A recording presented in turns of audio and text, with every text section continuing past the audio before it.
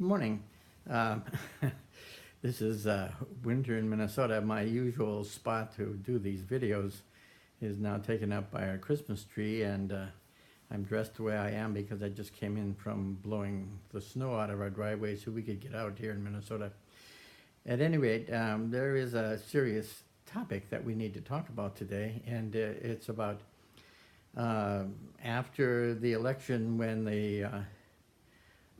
the neoliberal establishment retained power, although in the form now of an economic autocrat, it very quickly began to consolidate its power, sort of rebuilding the walls that might have been damaged in any ways. And so they're consolidating their power, and they're punishing those who are in their way, and strengthening all of the safeguards that they had. So, I mean, it's not all that different from the Joseph McCarthy period, when there's a kind of purge that's going on. It's a kind of strange sort of new American Puritanism, just the way that the McCarthy period was too. We're going to get rid of everything, or we're going to discredit everything that doesn't agree with the way of thinking of those in power.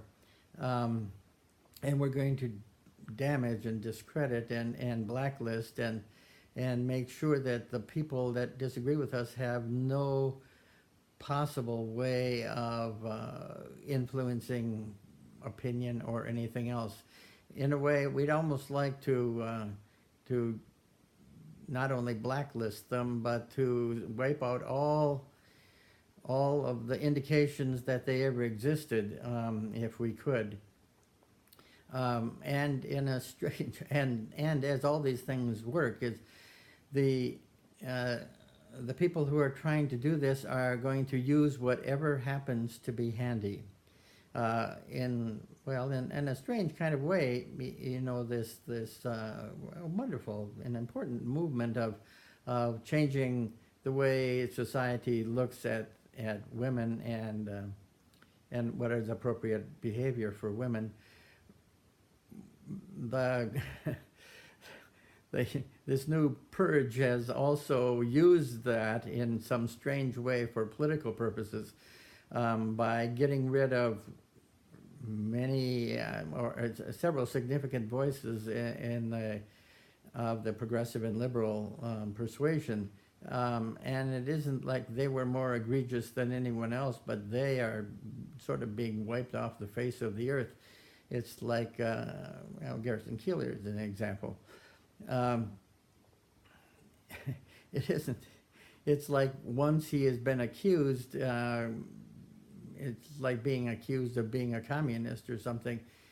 You pretty much cease to exist. So there's a strange way that they're using a movement that is a very positive movement to carry out some of their dirty work.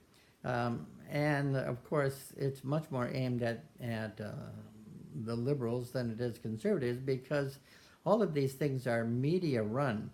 And the media, whatever else you may think, you know that the media is controlled by corporations.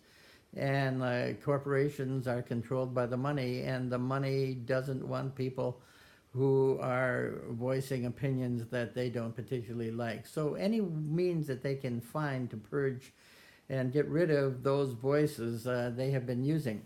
Franken is another example. You know, it isn't.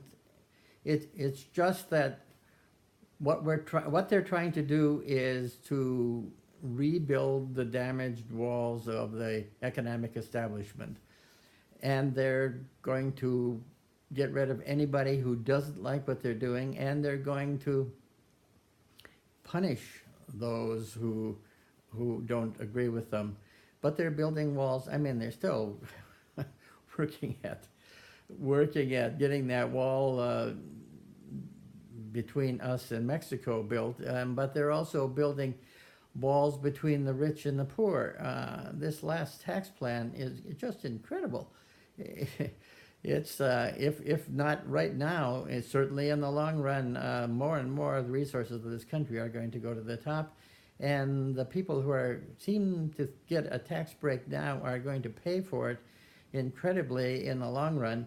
And the people, the groups who are going to benefit the most are no longer expected to pay much of the tax. They pay some taxes much smaller than they ever did before, percentage-wise, and the whole budget is based on reimbursing them, either in terms of subsidies for corporations or the fact that so many things have been privatized now, and our tax money now goes to the military, which goes to the military-industrial complex, whole set of corporations. Almost everything is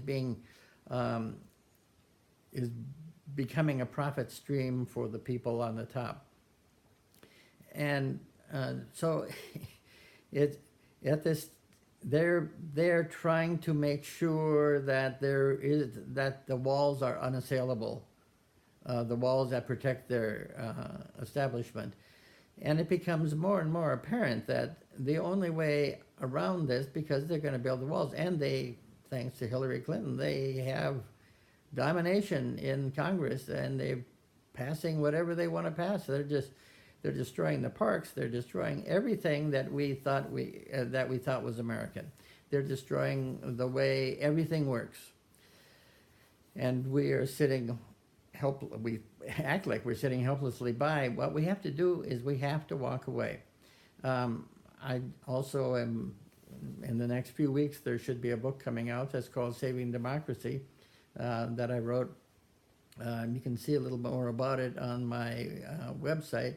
That is www.bobpassy.com. And we need to find a way to organize and unify, to show them, to work together to change the system back to a democracy. If not, they're just going to rebuild those walls, and we're going to either have to toe the line if we're in those walls, and we're going to have to be willing to be totally forgotten if we're outside those walls. So I wish I had a better Christmassy sort of message for you, but this is really significant and important ideas to talk about right now and to think about. So, well, in spite of it all, I hope you have a wonderful Christmas, and we'll talk again soon. Bye now.